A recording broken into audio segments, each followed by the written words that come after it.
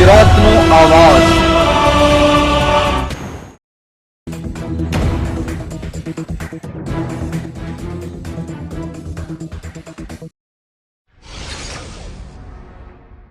ભરૂચ જિલ્લાના વરડિયા નજીક traffic jam સર્જાતા પાલિ ટ્રાફિક પોલીસ દ્વારા વરસતા વરસાદે ટ્રાફિક નિયંત્રણ કરાયું।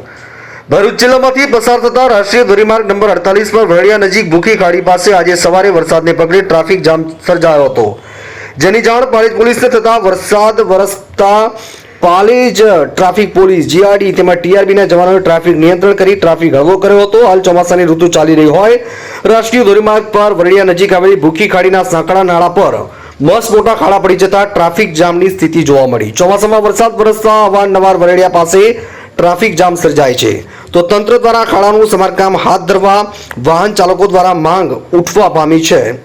માંચથી મોસીમ કારાનો રિપોર્ટ।